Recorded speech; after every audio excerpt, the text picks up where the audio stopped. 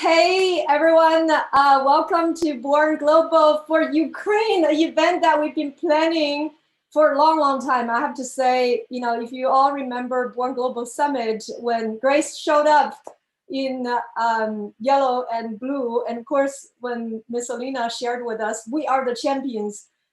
We've been preparing to celebrate when it ends. However, it's been over 100 days. And it's still going on, but that only motivates us to bring everything together, bring all the resources together. And it is my great honor to be here welcoming everyone to the session today so that we can discuss how the world came together, how the tech industry came together, regardless of where we are, to support Ukraine through technology, innovation, and entrepreneurship. Because if you remember, when it first started, when the political leaders are discussing, entrepreneurs already took action, and that has never stopped. In fact, that only, went stronger and stronger. So today, our goal is to share stories, share perspectives and insights of how we can make a difference with all the capacities and technology innovation. This is why we do what we do, and I'm really inspired by everyone on the panel and by all of our partnering organizations about this effort.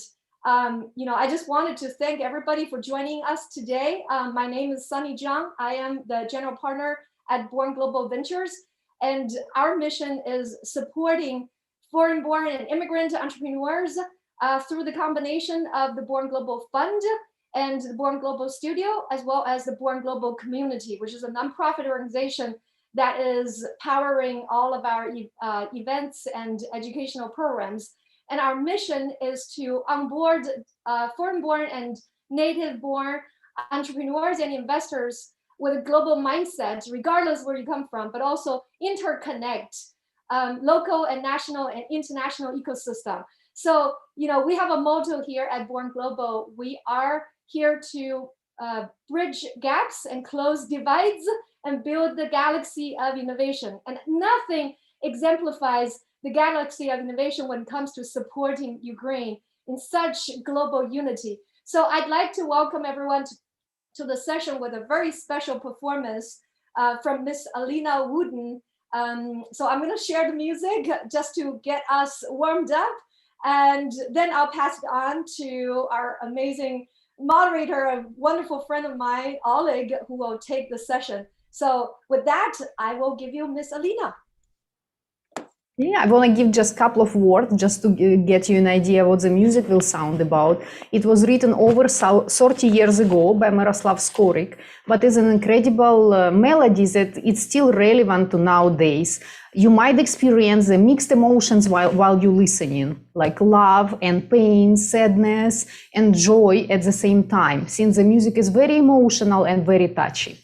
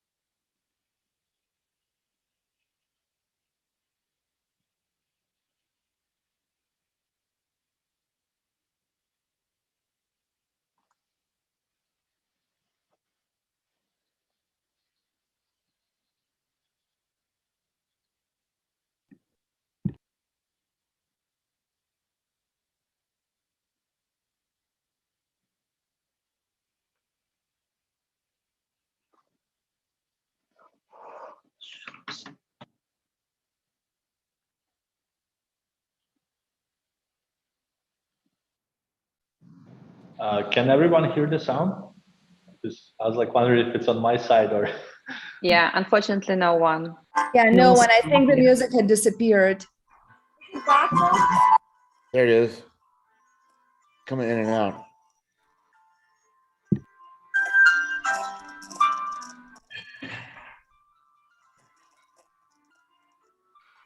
Yeah, it's coming on and off. It's off right now.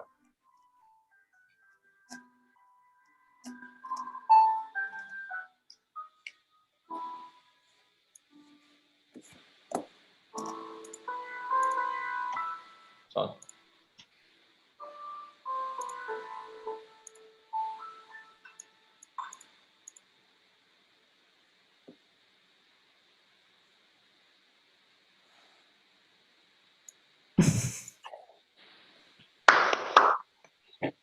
We'll have to play it again at the end, maybe. Let's do that. Maybe right? you need to share the sound when you share in the screen. There is like a little check mark you need to put, share the sound and the screen.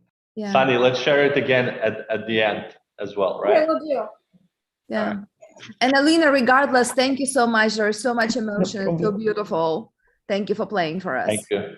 And I had the pleasure of seeing this live in Miss Alina's studio. So I'm glad that we got a chance to share this special music. And we're also going to have the original as part of the replay when we share with a larger audience. All right. So with that, I'd like to shout out for all of our event partners, because again, our mission is to interconnect all these different ecosystems, right? So we have amazing partners joining us, and our team is going to also share all of our partners' websites in the chat so that you can actually check them out. And of course, in addition to Born Global Ventures, including the Fund Studio and the nonprofit community, we also have Honeycomb Software as our partner, Founder Live, and Oleg has been such an indispensable leader, not only in the Ukraine community, but also in the ecosystem here in Houston and internationally. So we're really honored having Oleg as one of the major organizers making this happen. And in addition, I'm looking at all of us sitting here. Of course, thank you, Oksana, representing Sputnik. We've always, one of the inspiration was also the song you shared on LinkedIn early on. So I was like, when we're doing this, we definitely want to bring you on board. But in fact, I'm going to just pause here and pass it on to Oleg to introduce all of our amazing speakers on the panel. I also wanted to mention that we have such overwhelming support from our partners and additional special guests. So in addition to our panel discussion, we will also spotlight some of our special guests for them to share a few words and share with us the wonderful work they're doing with their resources and technology innovation through entrepreneurship. So with that, Oleg, why don't you take over from here? Absolutely. So first of all, Sunny, I'd like to say a huge thank you to you and for everyone else involved in the Born Global studio and community for putting this together. So when you walked in person to the Ion, with your energy, it's like everybody just gets pumped up. Everyone you meet gets pumped up. Like the light bulbs, they shine brighter right away. So when you asked me, even though I was kind of low energy, kind of exhausted from doing Bike for Ukraine, doing startup pitch competition, kind of just overall overwhelmed with my 1-year-old, but I couldn't resist to say yes, especially for such a great cause that you plan this event for. So thank you so much. And your devotion to highlight our amazing international community and global innovation is truly remarkable. So I also like to say thank you to Natasha Gorodetsky, Mikita Rutsky, Grace Leduc, Honeycomb Software, Impact Hub, Founders Life, Ukrainian Hub, Thunderbomb, Sputnik ATX, Help Ukraine 22 Palenitsa operation, HTX for Ukraine, and everybody else in the Born Global community, as well as our ecosystem friends for making this event possible. So why are we here today? I'll give a little background. So So the Russian invasion of Ukraine has caused an immense suffering, fear, and heartbreak. And as a reaction to such unprecedented events, our global tech community has stepped up and came together and joined this fight. Leading tech companies around the globe are leveraging resources, capabilities, and expertise to assist Ukraine and defend its sovereignty. Those companies are providing things like, internet connectivity, detecting and preventing cyber attacks, resisting Russian misinformation, providing humanitarian aid, organizing fundraising efforts across the platforms, and more. People are still wondering why Ukraine is doing so well, against the second largest army and such a big country that we're against. They are amazed not only by our military readiness, but our cyber resistance. And so why are we destined to succeed? I'm talking about Ukrainians. I was just talking about this with Honeycomb CEO Oleg Lysiak, and we came to the conclusion that Russia and the rest of the world really underestimated not Ukraine military resources, but our most important resource, which is our amazing people. And because our people are the most important factor, that person, the most important thing in everything, whether it is everyday life, business, or a war. So I truly believe that Ukrainians have energy, intelligence, work ethic, most importantly, bravery and devotion to be a free, independent country. So second most important thing in our resilience, in my opinion, is connectivity. And you can only do so much if you're alone or in a small group, right? So, but if you are, so we got actually on the very beginning of our fight, when you give the smart people connectivity and access to technology, magic will happen. So the Starlink internet from SpaceX is one of the elements and foundation of our fight and resilience. So one satellite can cover up to 300 miles in radius. That's good enough to cover like 5 villages with the internet connectivity. So Russians tried to destroy our infrastructure first, and they thought that we would panic. Instead, Mikhailo Fedorov, the Minister of Digital Transformation, he reached out to Elon Musk on social media. He used technology at his fingertips, really, and was able to instantly connect with a person that has power and has the influence, ability to do something for greater good. So his technology also from Tesla helping in other ways. We had power outages in Kiev, and we had some of the hospitals use power walls to provide backup during those blackouts. So Ukraine has one of the best government apps called Dyana. It's one-stop digital document and public services solution. So basically, it's a digital passport, and Ukraine is actually it's made us the first country that fully legalized electronic ID. And to prove that Ukraine is agile country, one of my favorite features was added when the war started. And that feature is actually the ability to report pictures and location of military hardware, troops, war criminals, or collaborators. That information was and is still crucial in our fight. So Dia City actually, and one of our speakers will represent here from the Ukrainian government and she could expand on this later on. But Dia City won award for the app that changed the country just recently. Talking also about awards, Ukraine won an award in Cybersecurity Summit 2022. We're among 20 best countries in terms of data development, open data development. So Ukraine also created an IT army to help with cyber threat. So the fundraising efforts are phenomenal. In cybersecurity alone, Ukraine has received over 70 million in aid in crypto. So two of our speakers, Mick and Grace, can later also expand on the fundraising efforts. So digital blockade continues. EU sanctions, EU is about to disconnect Russia from SWIFT. Russian propaganda are being blocked, and it's all because of the technology and access that we have to the technology. So Russia has been isolated from civilized world. Also, I would like to highlight, the military use of technology, drones and video surveillance that helping us prove usage of phosphorus bombs by Russian military and other evidence of possible war crimes. So Ukraine use AI in warfare. So facial recognition tech helps us show the real face of Russian soldiers to their families and also recognize the dead. Also find looters and find all the information about them. So at our company, Honeycomb, from day one, we were really jump into this.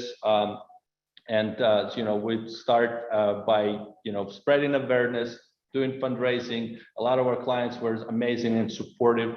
They were not only donating but also participating in some of our events. Like I organized a bike for Ukraine, and together with HTX for Ukraine, this organization local here, and we have Irina represents here today as well. She's going to be one of our special speakers. Also, Bike Houston stepped in and helped us organize the event. We were able to fundraise quite a bit of money through that.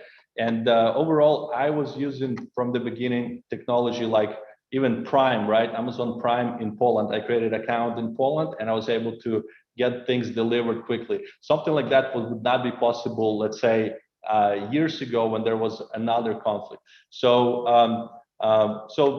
basically, before Ukraine had great digital achievements, now we have strong spirits and support from our beautiful global community, and I believe we have a bright future for tomorrow. So, with that, I'd like to introduce you our speakers. If you could just all say hello for now, and with our next question, will be you could expand more on about your background. So we have a Dyana. She's a head and expert of attracting investments in IT and Ministry of Digital Transformation of Ukraine. She's very involved in the city. So Dyana, please just wave and say hello. Hi, happy to be here with you today. Thank you. Thank you, Dyana. We have also Mick Safron joining us from Austin, Texas. And Mick is a co-founder of Unicorn Lab, Biohacking Congress, and co-founder of Ukrainian Lab. Mick's been doing an amazing job fundraising through different platforms, and that's why I invited him today. Hey everyone, nice to have you all here. Thanks, Mick. We also have Oksana Mindyuk-Malisheva. She's a managing partner and CEO of Sputnik ATX. Oksana is investor, entrepreneur, and a business executive also based in Austin as well. Oksana, please say hello. Hi, great to be here. Thanks, Oksana. And we would like to say also, introduce you to Alina Kravchenko. Alina is the CEO and founder of Sweep and Snap. She also founder of Thunderbam, and she went on the Shark Tank. And Alina is one of my startup buddies here in Houston. So Alina, say hello. Hi, pleasure to be here. Thank you.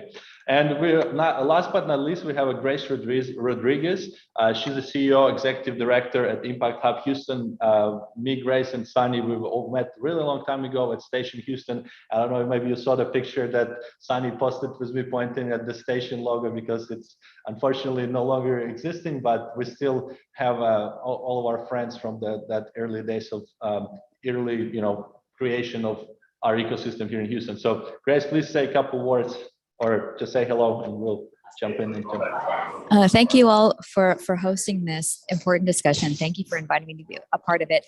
I might not be able to participate the entire time, so I apologize to everybody that's coming. I'm actually at the Social Innovation Summit in DC, but there are a lot of people here who also care a lot about the Ukrainian community and are looking for ways to help. Awesome. Well, thanks everyone. So I'd like to start with the first question, first question is actually going to be, tell us a little bit about yourself, about your story. For those of you who immigrated from Ukraine, we'd love to hear about your journey. How are you related to tech? Tell us what do you do? And let's start with Dyana, and then we'll go to Grace second. Thank you, Oleg. After your broad explanation of all our achievements in the digital sphere, I just can say thank you and not to continue. Yeah, because it looks like you read all my message boxes for this event. I'm kidding. Yeah, I've been working in the ministry since the first day it was launched, and even earlier, because I started my career in the digital sphere from the state agency for e-governance, and on this based on this agency, the ministry was created. So our ministry covers like several spheres, starting from digitizing governmental services into e-form, yeah, continuing with broadband, raising the illiteracy, and of course, development of IT industry of Ukraine. So I decided to join their fourth team, and we are working on different initiatives aiming to boost our IT ecosystem. So before the war started, we were working on like the main our project was the City project. This is like a special legal framework for IT companies with very low taxes, with comfortable conditions for hiring people, with additional benefits for investors and other incentives for those who decide to join this legal framework.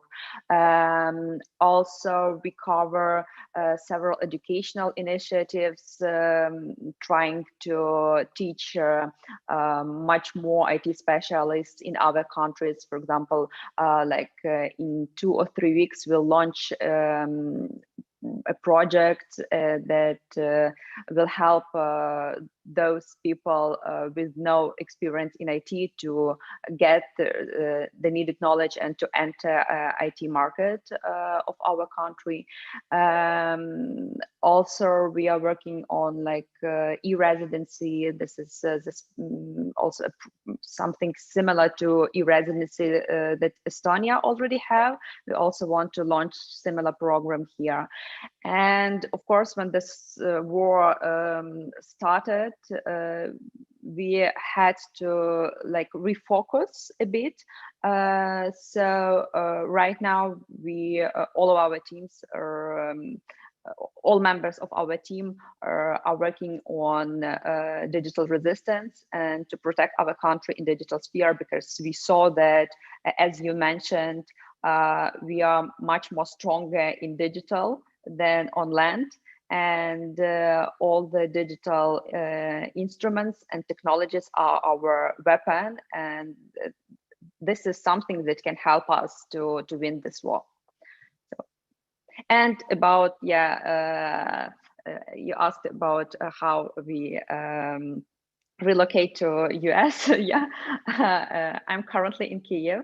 But I was in Austin in March, and just to imagine what challenges we face when we want to travel somewhere. It took me 5 days to get to US.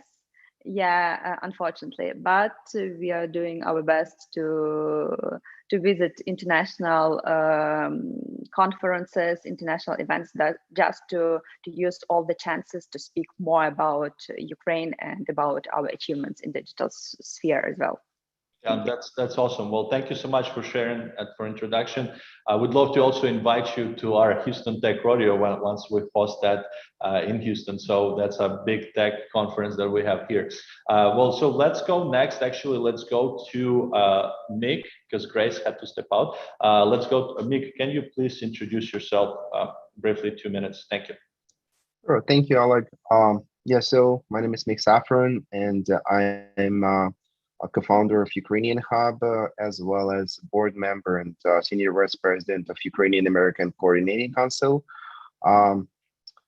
So as a board member 2 years ago, UACC board member 2 years ago, we decided to start and launch the project, our business affairs project, which is Ukrainian Hub in Ukraine, together with Olesa Madovana and Anna Nosenko. So we launched this project and started an educational program for Ukrainian startups and Ukrainian entrepreneurs, as well as students and um, scholars in Ukraine who want to start their own business and to know how to start their own startups.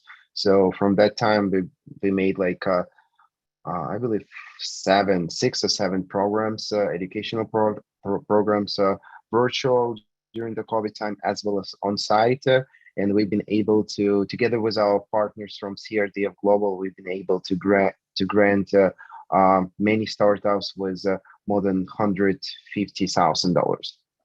So, and as a culmination of this 2 years program, kind of, there are like many programs, but 2 years long in general, like everyone been there. So we got a tour to Silicon Valley. So 10 startups been able to come to Silicon Valley. Some of them was from our team. Some of them was from like generally from Ukraine, who've been able to come to Silicon Valley for Startup Grind, where they presented their startups and innovations, as well as we get a really nice pitch day in front of Silicon Valley investors, and as well as educational course and feedback from investors on one-to-one meetings between startups and investors.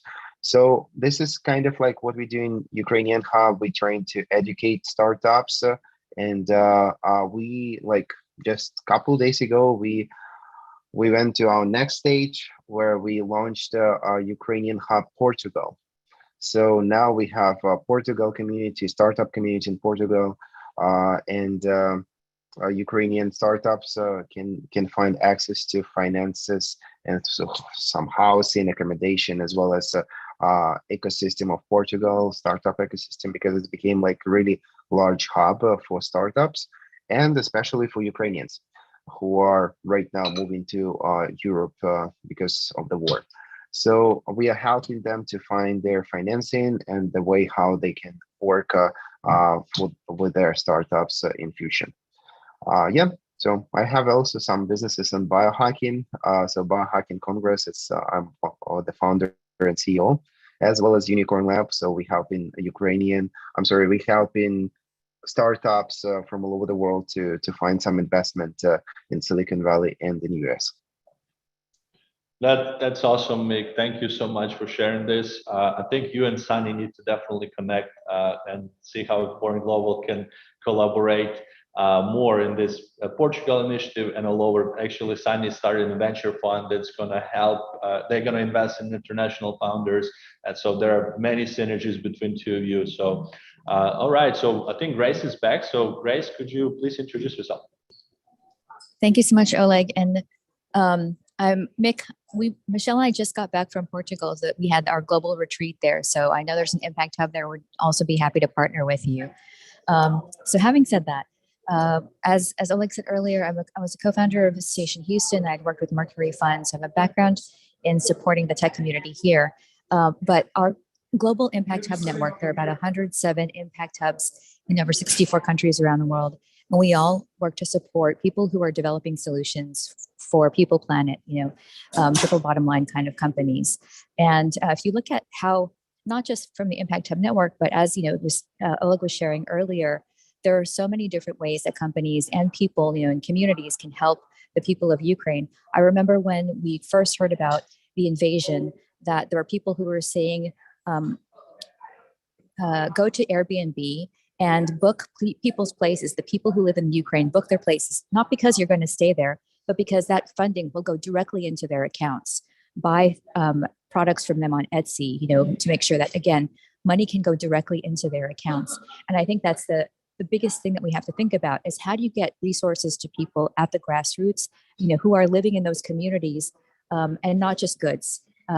If you give them funds, they'll be able to get those goods themselves. What we're also seeing within the tech community is how do you use cryptocurrency and NFTs to also support people in Ukraine? So the Ukraine government has raised at around $13 million in cryptocurrency. You see groups like Pussy Riot selling NFTs, right, to raise money. They've raised at least $3.5 million so far, auctioning NFTs to raise money for relief for Ukraine. And then you have Impact Hub Odessa. So we have an Impact Hub community in Odessa, which is on the southern coast of Ukraine. It's on the western side.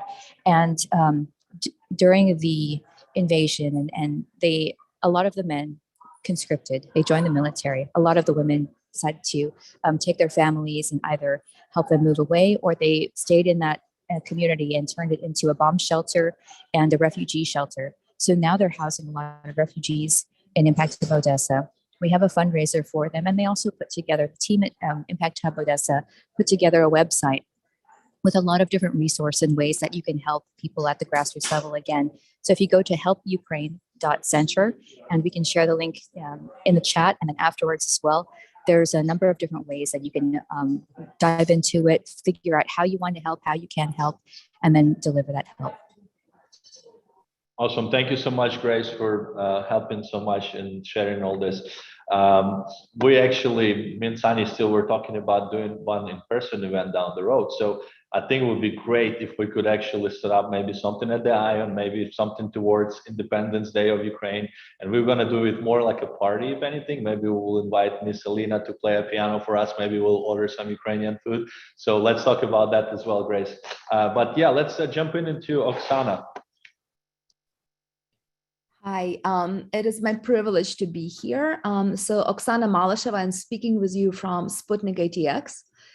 I was born in Kiev. I am half Russian, half Ukrainian. My mom, who just passed, was Russian. My dad is Ukrainian. I always call myself Ukrainian because I joke that my dad had a slightly stronger personality, and married to a Russian guy, as my last name indicates. So to me, the invasion it truly shattered my world. Not only because my city was bombed, all of my Thanksgiving table was basically in shelters, and kind of changed, it's one of the most incomprehensible events that despite all the news, I truly never believed it might ever happen. Yet here we are. So for me, I think through Sputnik ATX, which is my business platform, a lot of our companies, so let me just step back and say how I got to US was, I'm a physicist by training. I trained in Moscow and then at University of Pennsylvania for my PhD, and stayed in US and have a bit of a hopscotch of a professional background, from McKinsey to marketing at Motorola to investing. So Sputnik now combines all of those. Our mission is to identify and invest in the future unicorns that are Texas-based. And Texas is just this fantastically multicultural place. And we have one Ukrainian founder. She is, she was born in Ukraine. She's from Kharkiv, but she right now lives in Georgetown. We have had many, many Ukrainian applicants that were trying to get the funding and got this close. That we're applying to Sputnik. We invest in companies $100,000 to start for everyone who gets in, and up to $500,000 as a follow-on. And then sometimes we stay longer. And we also house them in Austin, Texas, and teach them how to start up. So professionally, a lot of my startups have had strong ties with Ukraine, with half of the team sitting in Ukraine. And we have been involved diligently and through all of these startups to basically fundraise, to do whatever is necessary. And privately, me and my family, we were matching. This is my policy. And if you have really good initiatives, reach out to me privately. We are matching for any fundraiser that we're aware of that we could talk about. We are matching up to $100,000 of whatever you guys are going to fundraise. We're matching privately to the charities that support Ukraine directly. So this is an offline conversation. Ukraine is going to rebuild, and Sputnik, we're not ready to announce that yet, but when the war stops, I think you're going to see Sputnik present in much more meaningful way in rebuilding Ukraine and investing in Ukrainian startups, because what we know how to do well is take a founder with a fantastic idea, imbue them with knowledge and funds, and let them take off. And we've done it again and again. and we're going to provide a help of that kind in Ukraine. But where I want to draw people's attention, a lot of dire humanitarian crisis is happening not just in Ukraine, but also in Poland right now. And as a hats off to entrepreneurs, and specifically Polish entrepreneurs, because overnight, 3.5 million Ukrainians, and most of them were completely disoriented women and children, have ended up on Ukrainian-Polish border without anything to do and anything, like not even a place to sleep. And so for those of you who know the Entrepreneurs Organization of Poland, those folks were, after they've done with their day jobs, were driving across IKEA, sourcing mattresses so Ukrainian kids have place to sleep on, then rushing to the train station, buying out the candy at the store to greet kids with candy, establishing Ukrainian lessons for the Polish teachers so kids would have a place to go to school. And scale-wise, 3.5 million Ukrainians for about 35 million Poles, that's a massive disruption to their life. And I think I want, just because I don't want that to be forgotten, because with resources going to Ukraine, I also want to have some resource to support the refugees. And I have some connections also privately that I could connect folks directly. But mostly I'm here not in my professional capacity, happy to talk about this, but as someone whose heart, even though I've been an American citizen for almost 20 years by now, my heart is in Ukraine. I'm a born Kievite. I know the country will rebuild, and happy to collaborate with anyone and everyone who wants to help Ukraine in a meaningful way. Awesome. Thank you so much, Oksana, for sharing all this. Let's jump into Alina Kravchenko. Hi, everyone. Can you hear me? Yeah. Okay. Yeah.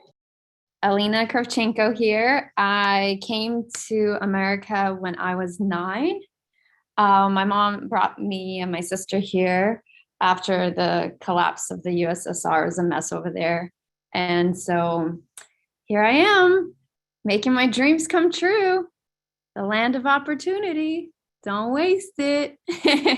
So I'm a serial inventor of physical products, not so much tech, although I do use tech, like for websites. That's how I sell my products, is through e-commerce. Amazon, obviously, retail's pretty much dead. I mean, it's still somewhat active, but not as it used to be before Amazon. So my 2 products now on the market were the Swipe and Snap. For those of you who have seen me on Shark Tank last year, I aired, got a deal with Lori and Kevin. You know, because of the whole COVID thing, the licensing thing was stalled, but I am not sitting and just waiting for anything. So I'm launching my new ideas. The newest product is the Toner Bum. For those of you who are into fitness, it's the newest way to tone your glutes, tonerbum.com. I'm not trying to like advertise my products here, although that's like, I'm naturally like a salesperson now because that's how I get my products out there, but it's like the new kettlebell. It's pretty amazing because I use it every day. So I'm passionate about being able to bring my visions to life in the land of opportunity. As cheesy as it is, I'm just so grateful for just the chance that I get here in America to do the things that I wouldn't be able to do if I was in Ukraine. And my family all is in Ukraine now, and the stories I hear is just heartbreaking, but it does make me more grateful and more appreciative of what I have here. And there's only so much we can do while we're here, but I think Grace, hey, how are you? Good to see you. Mentioned, you know, ways we can support is through our dollar. And I think being able to use platforms like Amazon and Etsy to buy products. Alina, I would just, sorry for interrupting. I would just, well, what we could do to speed things up, because we kind of sent everybody 2-3 minutes for question, and we went all over it. So maybe we'll go ahead to the second questions, and we'll start with you, right? So you can expand on this. So our I'll second, share that later. Mm-hmm. yeah. So our second questions to all of the presenters is actually on the subject of our discussion today is like, global support for Ukraine to technology innovation. Do you have any specific example of how companies are leveraging the technology? And some of you already mentioned some, but maybe you want to expand for like, let's do like a 1 minute each, like really briefly. So Alina, you can start, and would love to hear your story about Etsy. Oh yes. So okay, here's a really cute story. I was a fairy for the Shark Tank, like a fairy godmother. One of the requirements, or I had to like find a fairy costume, which is like this tulle skirt. And I was looking at Etsy because that's where you buy like really handmade stuff. And coincidentally, the girl that made my skirt, her name is Alina Kravchenko, just like me. And she's from Ukraine. I was like, are you my twin? She's blonde too. I was like, it's like from another dimension. Like she's living in Ukraine, developing this cool product that I'm now wearing on Shark Tank. So I love that connection. That's crazy. And yeah, it's just amazing how that happened. And so like, talk to us like what tools do you know in e-commerce? Of course, Etsy, Amazon. Is there anything else you like to mention? Or like how you can support Ukrainian artists and Ukrainian. I think also hiring Ukraine developers is important because they're so eager to work and they're so smart, and I mean their English is really good. That's what I hear, and it's really easy to work with them. So being able to offer that job where it would cost so much more to hire a developer here, especially as a startup, I think using Ukrainian developers is like a really great way to support Ukraine. Yeah, and I know a guy that does. Oh, really? Yeah. Oh, what a great coincidence. Well, thank you, Alina. So let's go to Grace, because I know Grace might have to go to her event. So let's go to Grace. Thank you, Oleg. I feel like I've shared quite a few things. I think of how people are using tech. People are using Discord and Slack and Signal. So any kind of light technologies that people can use on their phones, because if you think about it, a lot of the energy grid, a lot of Wi-Fi networks, even though thanks to Elon Musk, there is still Wi-Fi in the country, a lot of people don't have that kind of access. So trying to think about how do you get energy to people in places where their grids might have been destroyed? How do you get people connected and making sure, again, like they can bank through their phones. And as Oksana was talking about, how are we going to help people rebuild? I really think about, sadly, how so many of the communities, the infrastructure has been destroyed. How can we help them rebuild in more sustainable, energy independent, and technologically advanced ways so that maybe they can leapfrog what we have existing now? This is an opportunity to help them even be more advanced than we are now. So I think what I would advise is that let's think in the future. How do we help people skate to where the puck is heading in Ukraine and help them come back to thriving communities? Yeah, that's a great advice, and thanks for sharing, Grace. So let's jump to Dyana. Do you have anything to add to this? If we speak about technologies, we decided also, first of all, to help our people. So as you already mentioned, we have like our DIA application. This is a mobile application where we have all our documents. So after the war started, we added several additional features to this. First of all, that is e-document. This is a combination of our ID and tax number for those citizens who unfortunately lost their documents, so they can use their application everywhere. And because in Ukraine, like our e-documents are equal to the physical ones. Also, we've added e-enemy. This is the function for those who see enemies around them, and they can inform authorities about Russian troops or Russian I don't know, technique somewhere. Yeah, we've also decided to use this Dia application as a streaming platform, because we have a Dia TV and a Dia radio. So everyone can use their mobile phones to get the updates about current situation in the country. The second thing, the second question is how to help Ukrainians. Yeah, this is more relevant for global community. There are also several channels that were launched by us. They were already mentioned here. First of all, we have like Aid for Ukraine. This is a cryptocurrency fund. So anyone who know how to, who owe crypto and to know how to use it can donate it. And already we raised 65 million in crypto assets. We have an NFT museum where you can just choose pieces of art, yeah, buy it, and also this money will go for reconstruction and for to help the refugees and to help Ukrainians in different ways. We also have a special fund, United 24. This is a special fundraising platform, and anyone can donate for Ukraine in one click from anywhere from the world. So these are only, also one of our project was Putin.net. Yeah, we decided to add some fun to the donation process. So there is a special web page. It was created by the Ministry of Digital Transformation. There is a special web page, and after you donate any amount of money and click the button donation, you see how Putin flies in his rocket far away from the our beautiful planet. Yeah, so these are like small funny initiatives, but even $1 can help. So this is like an example of such initiative.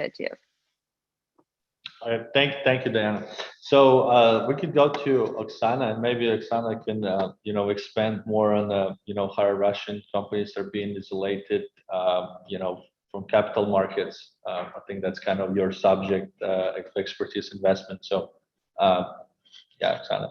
Well, I mean, I think not necessarily. I know a little bit about this. I mean, how the world had unplugged Russia over the course of literally a week. It was astounding, and I think a lesson to us all, and how much we all depend for our well-being on the global infrastructure. No one country, unless you want to live like North Korea, could really be purely isolated. I think I just want to take a second to say that I don't want to paint all Russians in the same light, because there are a lot of, I mean, it's a topic for a different discussion, but I know that a lot of decent, honest Russians have escaped Russia and live in atrocious conditions outside of Russia just because they're not willing to have a single penny of their tax dollars to go to Putin. And I think so I want to make sure that we punish politicians and their lackeys, but not necessarily the people, because there's always good in people and bad in politicians. As going back to supporting Ukraine, I think please share all the links on how to hire, because my startups have been hiring and will continue to hire Ukrainian developers. Also have been quite, I know, like when your team has to abandon their computers and take the rifles to go into the National Guard, like really also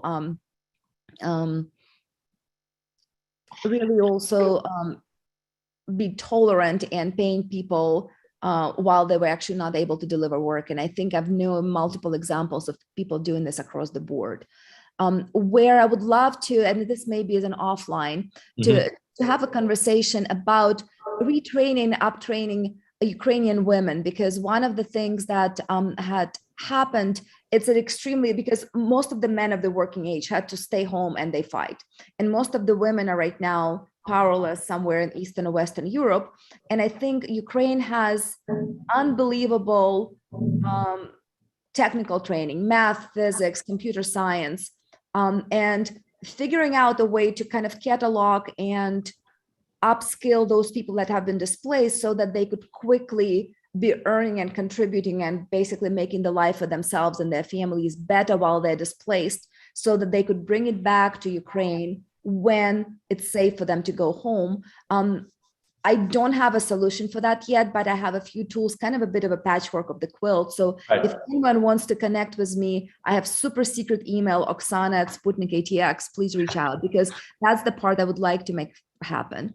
No, absolutely. Thank you for bringing that point, Oksana. Actually, at Honeycomb Software, we're starting an academy right now for React developers, and we're encourage anybody to apply. If you are in Ukraine or in Poland, if you're a refugee, also we have a QA academy as well that's going right now as well. So we will help train them up and hire them. We had some of our developers escape the country to Poland. A lot of females already came back. Some were like in Poland and France, but you can be only apart for so long, and it's relatively safe in the west part of Ukraine, so they came back. But yeah, thanks for bringing up the point. Just in case we have also special guests here. So we had the third question, and I wanted also Mick to expand on this, but we kind of ran out of time, and I'm not sure how long everybody else could stay after. So maybe I will kind of improvise here, and maybe we'll jump in and introduce our special guest, just to make sure that everybody could listen to them. So we have, I'd like to introduce you to Alina Kravchenko. She's based in Ukraine as well. I guess her and Dyana are the only two that actually are in Ukraine right now. So I'd love for you, Alina, to introduce yourself, talk to us about what you do. Talk about Google. You worked with Google. You worked with some other big companies, Oracle, I believe. Maybe tell us what are the big companies are doing to support Ukraine, and just tell us a little bit about yourself. Sure. Thank you, Oleg, for introducing me. So hi, everyone. My name is Alina. I live in Ukraine, have been living my whole life here, still living in Ukraine. And there are a few things that I wanted to say. I know a bit short on time, so I'll try to be concise. So first thing is that the war is still very much ongoing. I understand that it has been 3 months, and I can feel it that many people are, getting tired of it, because it is very sad and traumatizing to talk about it all the time and follow the news. But the thing is that the war is still very much ongoing. So if you can help Ukrainians in some way, so if you can donate, if you can support Ukrainians in your local community, that will be very helpful. And indeed, everyone, companies, individuals, volunteers are doing a lot on the ground right now in Ukraine. So I think no one was exactly ready for a war, because no one cannot be ready for something like that. So a lot of people stepped up and supported Ukraine in many ways. And indeed, many big companies supported Ukraine as well with donations in many ways, supporting even their employees in Ukraine. So my company, Oracle, did a great job supporting us, supporting their local Ukrainian employees. And one more thing I wanted to share is that there are many companies and communities raising donations for Ukraine right now. And one specific cause I wanted to share is that our local tech community, so Google Developers Group, is back again to organize a tech conference and raise donations for Ukraine. So it will be a normal tech conference where you can learn things about web, cloud, and mobile, and all the funds that we will raise during the conference we will direct to 3 NGOs here in Ukraine. That is also the best way if you want to support Ukraine at this moment. So if you could donate to local Ukrainian NGOs, which are here on the ground and know exactly what is needed most and are very efficient in converting your donations into actual help, that is probably the best way, because bigger global organizations sometimes take very long time to process donations, and NGOs here in Ukraine, they are very efficient. I know, if I can take over screen sharing for a sec, just to show what I'm talking about. Okay, let me do it. Yes, please. Okay, it does say host disabled participant screen sharing, but I will send a link to the conference that I meant here in chat. Okay, let me try again. Okay, it should be good now. So very quickly, this is the conference website. So we are organizing it with our local community here in Ukraine, and we will have a lot of great speakers from Google, from industry organizations, from academia, but also from our government. So Mikhailo Fedorov, who is our Minister of Digital Transformation of Ukraine. And our goal is to raise $100K, and I believe we are almost at it. Yeah, so very little is missing. So if you could support the conference by donating yourself or inviting your friends or sharing it with your friends in the tech community, that will be very helpful. And thank you all for your support to Ukrainians. This is very valuable to us. Thank you. Thank you so much, Alina. Yeah, definitely. I will share the links with everybody. Yeah, please share it again in the chat. Okay. And you. also please invite our Minister of Transformation to visit Houston sometimes when he can, maybe after the war. We'd love to have him at the Houston Tech Rodeo as well. And so let's also jump. We have another special guest, is Irina Petrovska-Marciano.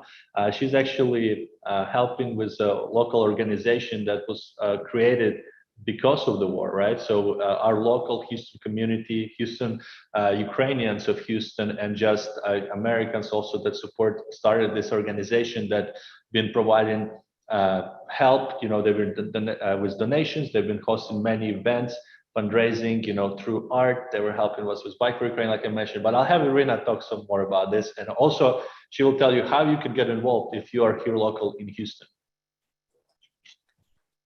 Thank you so much. Thank you for having me. Thank you, Oleg.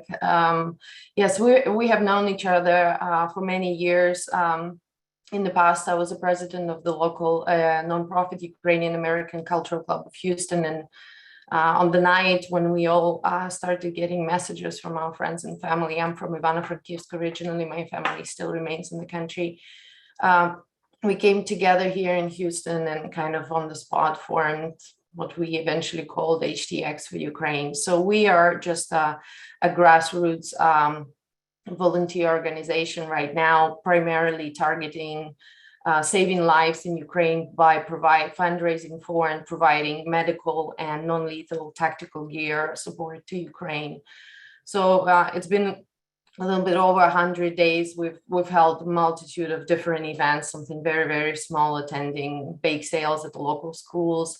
We just had a big fundraiser event yesterday with a local restaurant, targeting raising $100,000 to provide vehicles for Ukraine in collaboration with the DAR Charitable Foundation. So I know we're short on time, so I would just like to invite you all to please visit our website, see what we've done to date, and reach out if you're looking for, I guess, passionate partners here in Houston. As Oleg said, we are made up mostly by people that came to United States from Ukraine, or Americans with Ukrainian heritage and our allies that have been doing amazing things on a much smaller scale than global funds. But we have contacts in Ukraine.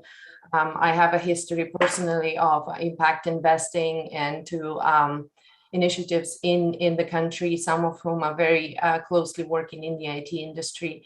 And so it's great to see such an interest from all of you guys, and calling in, presenting, and talking about wonderful things. I guess the only one last thing I close with is when we started this organization, there was definitely a lot of on-the-spot IT things that we needed to do, and some of it we were able to manage ourselves, but we very heavily leveraged the graphics and the developers battalions that were basically spur of the moment, Telegram or WhatsApp chats of people from all around the world, some displaced by the war, some like us in a safer places, coming together to make logos, publish websites, develop plugins and whatnot. And it was amazing feeling of camaraderie and people with skills coming together to help Ukraine when Ukraine is needed. So thank you all, and it's a pleasure being here.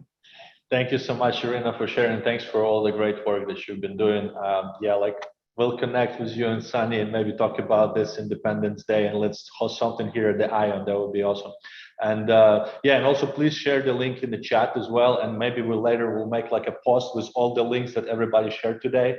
That would be great. And so also we have another special guest, is Ben Ghazi. He's a local entrepreneur here in Houston, one of my startup buddies, and me and him were always talking about how important it is to support Ukraine with the capitalism. So I'll have Ben introduce himself and talk a little bit about that. Hi, everybody. I'll be quick. Yeah, capitalism is not a it's not a panacea, but it's our best worst answer, right? When the whole Russian invasion event happened, it's about the same time Kodiak, our company, Mark is my co-founder here. It's about the same time we got funded. We're early stage deep tech, and we decided right then and there, until we decide otherwise, we are going to be a Ukrainian first hiring company. So if we have the need and the Ukrainian developer has the expertise, well, they win above everybody else. And that's worked out really well for us, especially knowing Oleg and the Honeycomb crew. It has been more than just conscious capitalism. It's been really good. We've made some really close friends, and I enjoy learning about these people, boots on the ground, so to speak. You know, we've got a couple developers that are in Kyiv, and they were in undisclosed places for months, and now they're coming up out of these places, and they're going back into civilization. It's been really nice, and we really hope to promote that more. So however you find them, software developers in Ukraine are good, they're thorough, they have good communication, and they're great to work with. Thank you, Ben. Thank you so much for that. Thanks for your support. And we have also Susanna also joining us. She's local here to Houston and Austin. And Poland just been giving Ukraine an amazing help. And so and Susanna is actually working for like a Polish government, and they're promoting Polish startups here and like companies. And I wish that we have something like that for Ukraine as well. And I'd love to talk to her about this, how Poland is doing this, because it's truly remarkable the work that they're doing. So Susanna, if you are here still. Hi, Oleg. Hi, I'm calling in. Sorry. I just wanted to, Oleg, thank you. Sunny, thank you. Thank you, Born Global, for asking me just to say a few words. I know we're over time, so I'll keep this short. Poland has taken in nearly 4 million refugees, and obviously the humanitarian help that has been offered through Poland has just made me very proud. I wasn't born in Poland. I'm of Polish descent, and just seeing ordinary people, opening up their homes, and as Oksana mentioned, thank you, Oksana, for the kind words and the shout out, has been a tremendous just people movement, just ordinary people doing something, driving to the border, picking up people. It was amazing to see, and obviously, Ukraine and Poland have long historical ties, and there was no choice, right? Poland had to step up, and they did. So that makes me extremely proud. I work for the Polish Investment and Trade Agency, as Oleg mentioned. We help Polish companies launch and grow in the U.S. And our agency, we have 60 offices worldwide, 4 in the United States. And obviously our agency wasn't going to step up on a humanitarian issue because we're concerned with business, but there was a need to do something. So our agency has a program called Business Harbor. It was started in 2021 initially. It was born of the conflicts that were happening in Belarus. And it was basically a safe harbor for entrepreneurs to come to a country, a safe country, and launch and grow their businesses.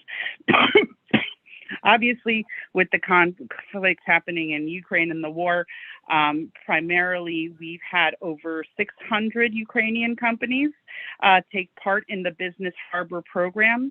There are about 12 different projects under the umbrella of the Business Harbor. Our agency offers legal help. It offers help in finding locations, sites. It offers help in finding potential partners. Raw materials. you know, a company has to relocate. They had a raw material source in Ukraine. We're helping source these raw materials from Poland now. Our agency also in our headquarters has a free co-working spot for entrepreneurs to take part of. So there's a number of things, legal services, advice about, you know, who to talk to about legal services, all in Ukraine, in the Ukrainian language as well.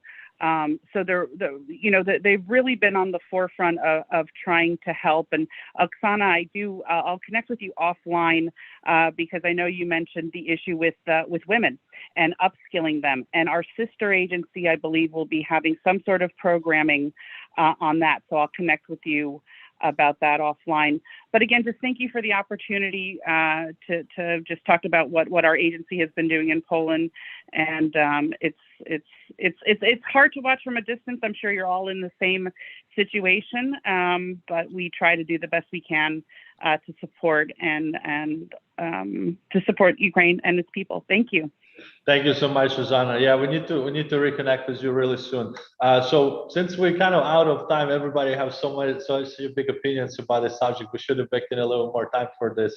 But what we could do right now is, Sunny, maybe let's do a couple of questions for those speakers that are still left in the audience, and maybe if we still have some. For those of you who have time to stay, then we could also at the end still cover our last question, which was how important it is to have a global community work together. And maybe we'll have, like, you know, Mick or Dyana or whoever left still cover that. But let's see if there are any questions in the audience, guys, for our speakers.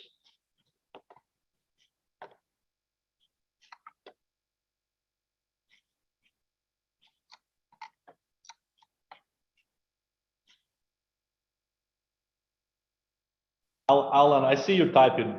Alan, maybe just ask it. I see you typing your question.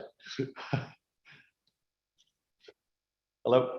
Oh, he's not typing the question, I guess. He's just drawing. You're muted. I don't know. Let's see if we can unmute.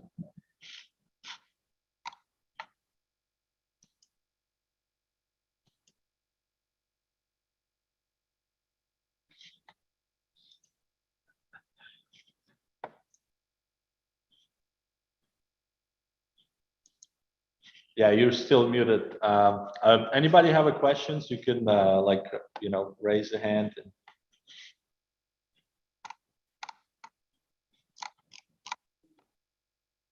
There's Irina has a question about how about advocating for work permits for Ukrainians in US.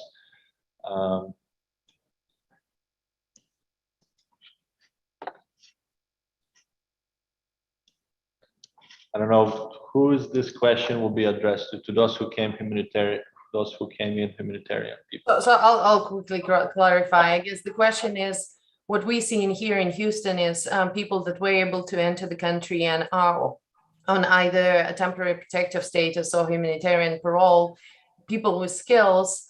There is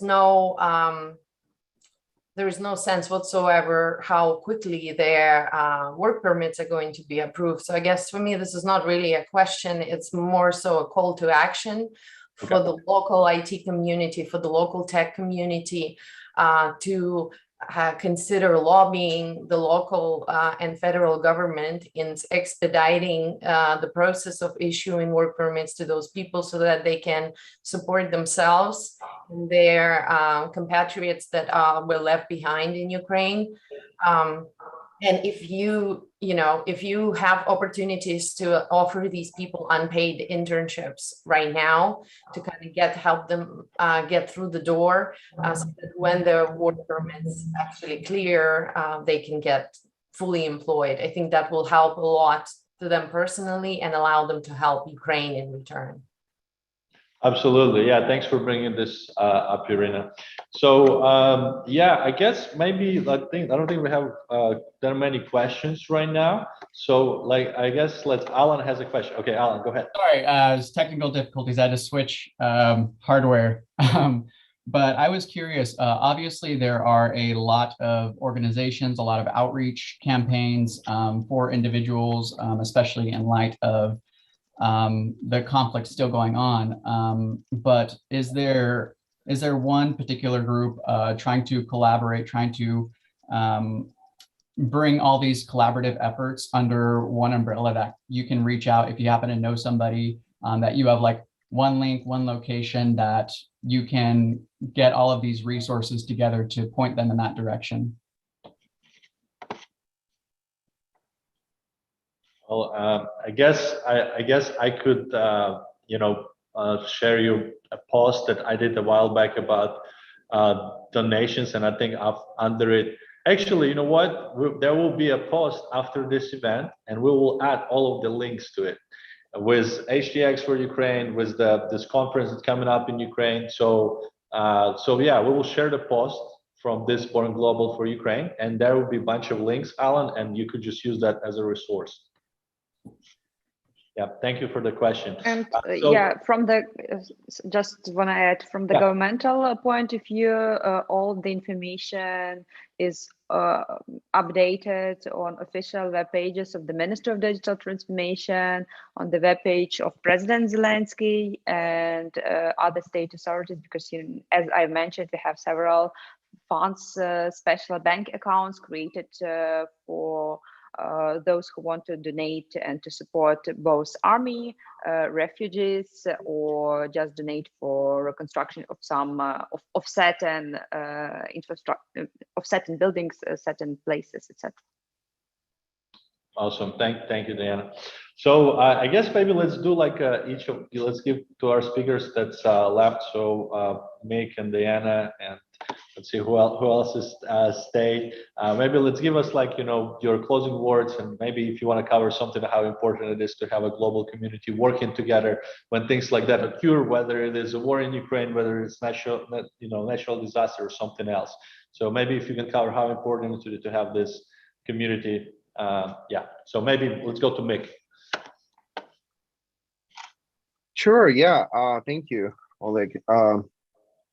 So we've been working in Ukrainian Hub on many things, and UECC, we're the only one who was able to get some licenses, export licenses for bulletproof vests and helmets, and raised more than $5 million and sent more than 11,000 vests and more than 3,500 helmets, as well as we just recently, like a week ago, got the license for night vision scopes and thermal vision scopes. So now we can work together again with our partners from Come Back Alive to provide them all this needed stuff so they can protect civilians. So how we work with it, it's like there are humanitarian corridors where people, civilians, escape in their war zone, and our territorial defense units, they protecting them, and they trying to see like where the Russians attacks, and they telling them like, okay, go right, go left. So they need eyes, they need drones, and we providing them with these items from UACC. But from Ukrainian Hub, I want to mention that, as I mentioned you already, that we already started Portugal program there, and we everyone, entrepreneurs can apply and apply for financial aid from Portuguese government, and we are sourcing it, and we are like directing people how to do it, and we consulting them with our expertise, with our ecosystem in Portugal, with our network there, as well as options for housing and accommodation. So if you know anyone who needs some help in Portugal, or want to go there and continue to develop their startups, our doors open in Portugal, as well as we are happy to help you here in Silicon Valley, Austin, Texas, and in the United States in general. Awesome. Thank you so much for sharing that, Mick. Yeah, please also share the links with us so we could then make it in the general post about the event. Sure. Dyana, any closing words from you? And then let's go to Sunny to kind of wrap this thing up. Yeah, I'll be short. Today I read that unfortunately, due to statistics, the world community started to get used to the war, and Ukraine is becoming less popular, in Google searches, etc. So my point is, I want to appeal to everyone that we cannot do this. We cannot get used to war, and we should remember that Ukraine is fighting right now for the whole world. So we've already, the whole world already showed that we can collaborate. And as I've mentioned, $1 can change everything. One short tweet can change the whole history. So we should collaborate, and we should stand against this war, against this aggression, because we are fighting for the whole world right now. Thank you so much, Dyana. Thank you so much, everybody. Thank you, Mick. Thank you, Dyana. Thank you to Oksana, Alina, all our speakers, all of our guest speakers. Ben, Irina, and Susanna, and Alina. And thank you so much for joining. I think this went great. We hope for those of you who wanted to learn, now you know how you can get involved, how you can help. And yeah, let's just keep doing it. Let's keep staying connected. We could host another event. Maybe we'll do one in person, like we're talking with Sunny. So I'll let give a word to Sunny. Thank you, Sunny, for helping us with this event. Thank you so much, everybody. I couldn't tell you how grateful I am having all your support as we put together such an amazing effort. Although we're closing the session, I think there's a lot of collaboration we could do together in the spirit of global galaxy of innovation. And I completely agree with you, Dyana. This is not just a war on one nation. This is on all of us. And it's also not only happening in Ukraine. In fact, it's happening everywhere. I have to say, that's the reason through innovation, technology, entrepreneurship, we could make the change, honestly, from a grassroots approach. So, we already did a lot of thank you. I also wanted to add one more partner, shout out to Help Ukraine 22, which is also a nonprofit organization combining international expertise and grassroots leadership, innovation, technology to get the job done in the rapid and most effective manner possible.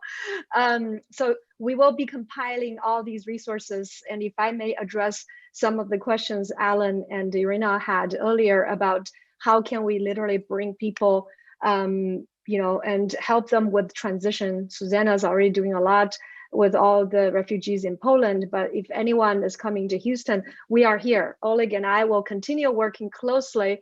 And I also shared that the fact that we registered the Born Global community as a nonprofit organization is exactly to address people in transition in terms of work status, so that they can continue utilizing their skill, but also learning and picking up new skills. So Born Global Community actually has an initiative working with immigration law firms.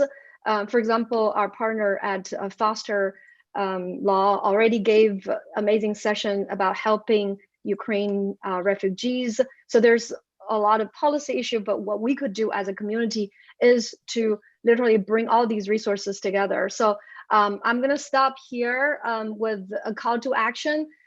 Please feel free to join us if you'd like to continue the conversation either in WhatsApp or in Slack. We'll share the links, and we will also provide more resources and links and more call to action about how we can continue supporting Ukraine in a collective effort through an article compiling all the resources shared today, and we'll continue building to that list. So we invite everyone to close this conversation, but start another level of collaboration. And Oleg and myself and all of our amazing partners and speakers here are going to carry on this collaboration effort, and we look forward to seeing you again in our future events and programs. So with that, thank you so much, Sunny. Can we play a song still? Yes, I believe Grace is ready. We are going to close the session with Miss Alina's performance to make up for the little tech glitch at the beginning. So Grace. And thank you all the participants that stayed till the end. Thank you, Adrian, Alan, Christina, Fred, Dennis, Giorgio, Gregory, Jean, Jesse, Dan. Thank you all.